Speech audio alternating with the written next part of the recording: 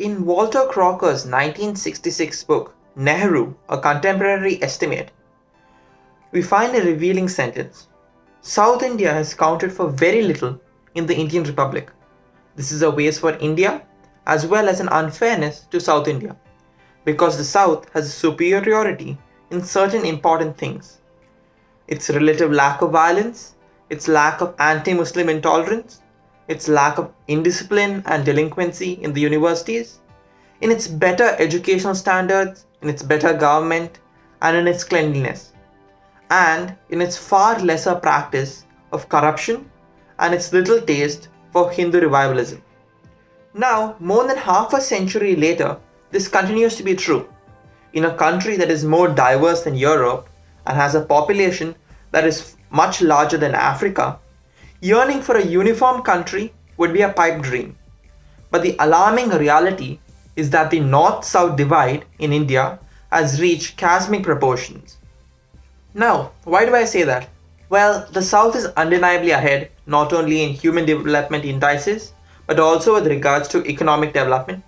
It has higher female literacy rates, it has lower infant mortality rates, and it has higher life expectancy rates as well. All of this has contributed to producing a better educated and healthier citizenry in the south of India.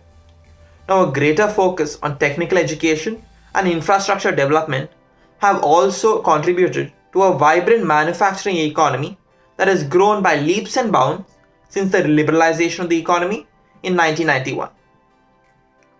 Now, it's not just that, the South scores much higher on governance indicators as well.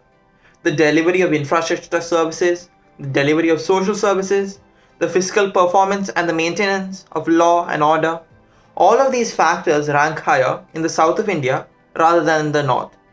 And this all shows that the quality of life is higher.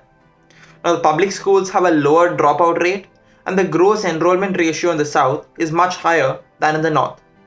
Now, public hospitals also have a lot more doctors and much higher stocks of medicines, and even the slums have more access to toilets and safer drinking water.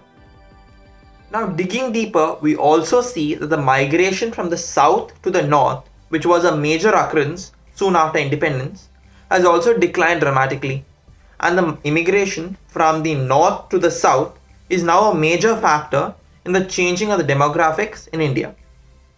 Now, report after report has shown us that the progressive social justice policies of South Indian states have led to better social indices, lower population, more industry, more tax contribution to the central coffers. Now, all of these very same gains are being used to penalize the South by ensuring lesser representation, increased development of the North India using South Indian taxes, punishing of South Indians in centralized selection exams using unfair criteria, and lots more. Taking all of this into consideration, it is no surprise that the Southerners are demanding that their voices be counted for a lot more in the national narrative, political, social, and cultural. After all, they are providing more of the taxes, better performance on human indicators, healthier and more educated and better informed citizenry, more industry, and larger entrepreneurship options to boot.